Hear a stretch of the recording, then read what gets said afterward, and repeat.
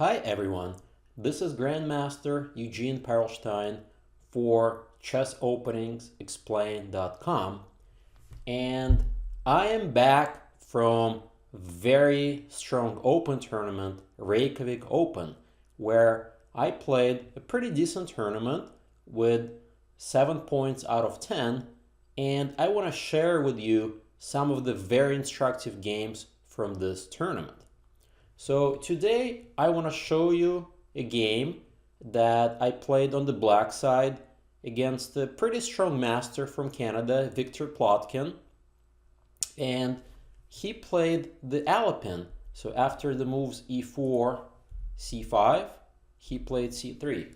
Well, if you read my books, you obviously know what the right move here is, g6. We simply are not interested in mainline discussions after knight f6, which is reasonable move, or d5. Instead, we play this move g6 with the idea to try to hit the center at the right moment with d5. So after d4, takes, d5 is the key move. All right, so here the main line is e5, of course, and there are tons of videos I already made here. You guys should know the plan. The basic idea is to put the bishop on g7, and after knight f3 to play bishop g4 with pressure against the knight.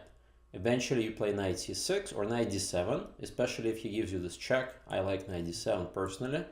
And then later you can play e6, knight e7 with fluid development. But that's not the theme of this game. The theme of this game is white takes on d5, e takes d. So this game I really like because it illustrates to you how black can outplay white from a seemingly equal position. And after the moves knight f6, bishop b5 check, knight b d7, the problem here is that sooner or later this pawn is going to fall. So my opponent decides to give it up after knight c3, bishop g7, knight f3, castles, d6.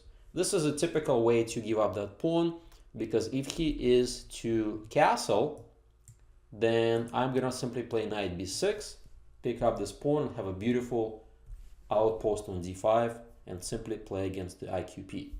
I should also mention that for a while, theoretically, this move, this early d6 was popular, and I actually gave a video here on chessopeningsexplained.com explaining to you guys that after taking queen e2 check, that was the point, queen e7, bishop f4, and it looks as though it's quite difficult for black to castle, we simply take on e2, bishop takes, and castles exclam.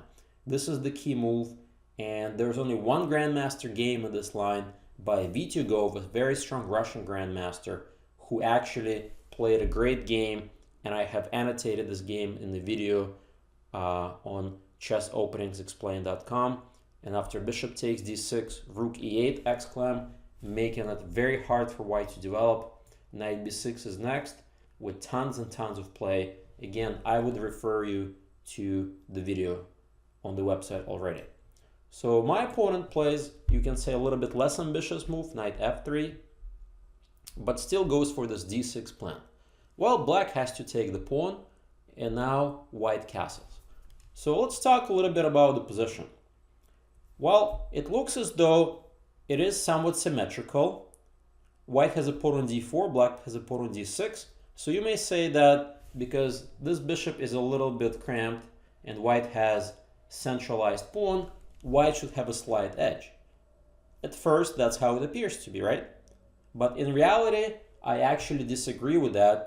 And I would actually say that the fact that the pawn is on d6 and not on d5 gives black an advantage.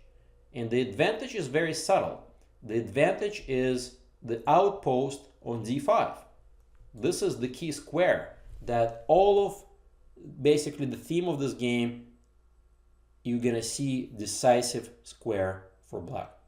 So how do I take advantage of the square? Well, first I play knight b6, rook e1, bishop e6. Notice that this square is firmly under control from the bishop and both knights. All right, what's next, you may wonder? Bishop g5, logical move. h6. Here he plays bishop d2. Looks a little bit odd. I expected to move bishop h4, but guess what? My plan does not change at all. I break the pin.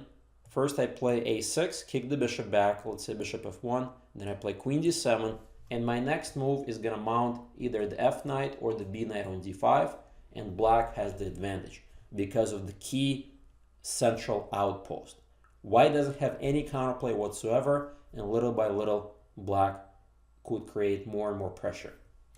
So practically speaking, much easier to play black. In the game, my opponent decides to put the bishop on d2. I execute the same exact plan, a6, queen d7, and now he plays b3. Well, guess what? c4 is not really the square I was aiming for.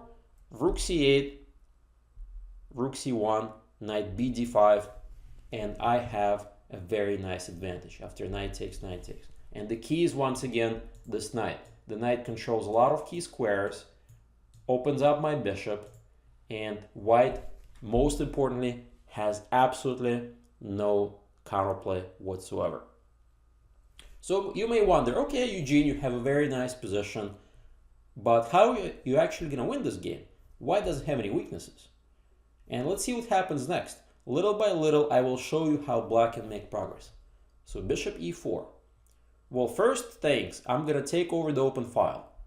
Rook takes e1. Notice that if bishop takes e1, that allows a very annoying fork, and at the very least, I can already get the bishop pair. So this is not what white had in mind. So he takes with the queen, rook c8, queen b2. The queen is really oddly placed alongside this bishop on g7. Really not a good idea. But for now, I actually didn't see any tactics to take advantage, so I continue with my strategy. So now, an interesting decision. The knight on d5 looks good, but I decided that, you know what, the bishop on d5 would be even better. So I play knight f6, which I think is very strong, bishop d3, and bishop d5 exclam. This move enables me to put even more pressure on white's position. Notice the bishop is really a monster, especially hitting that knight on f3.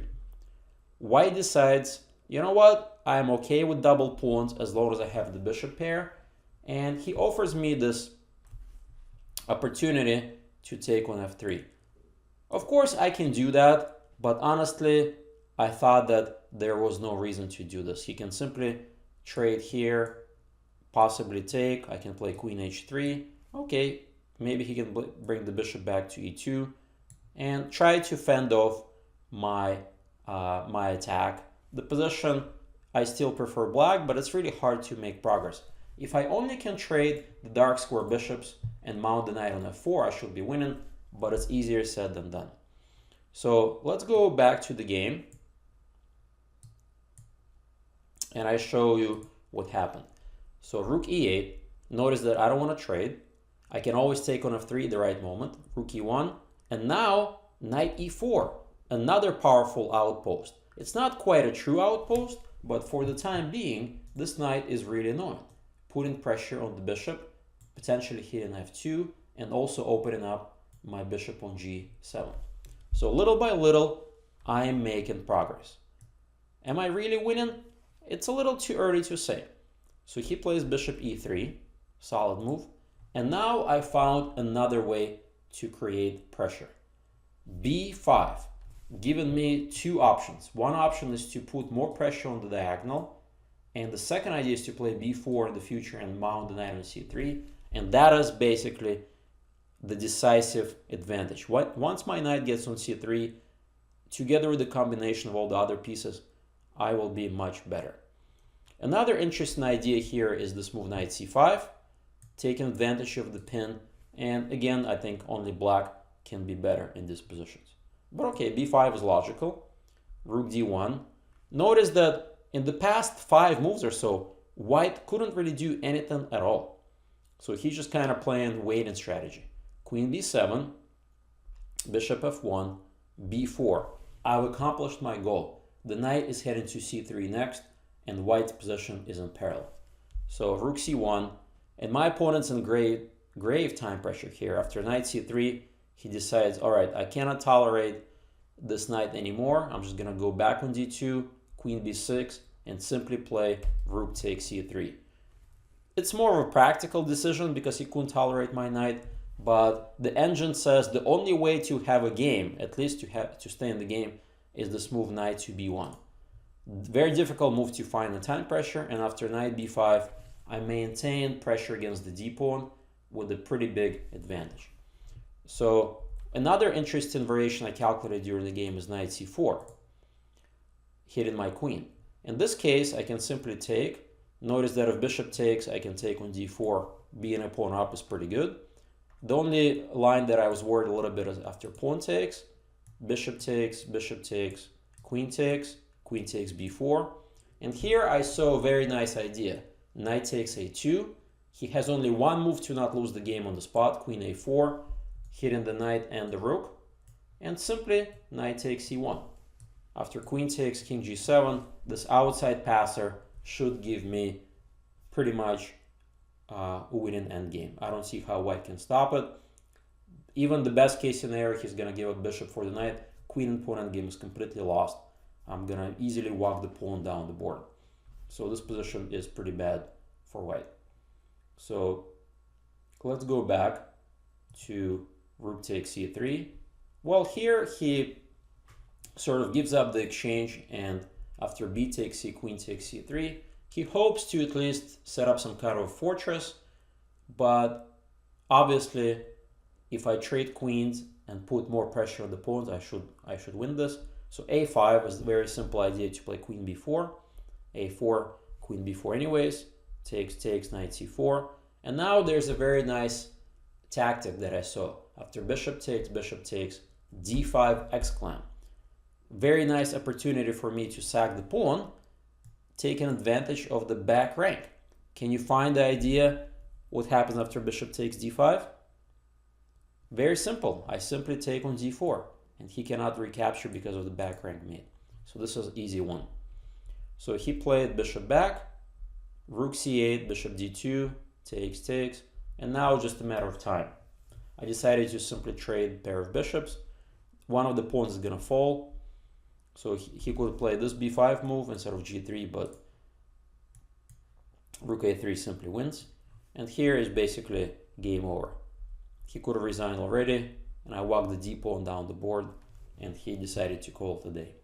So in summary, it's very important that when we go to this position and it looks like it's extremely drawish, it is not. The key is the d5 outpost like I outlined, and you have to mount the knight there. Later on, you can put the bishop there as well, but basically, white has no counterplay whatsoever, and little by little, black improved his position, and white is worse.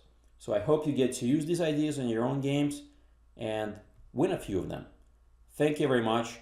This was Grandmaster Eugene Perelshteyn for ChessOpeningsExplained.com.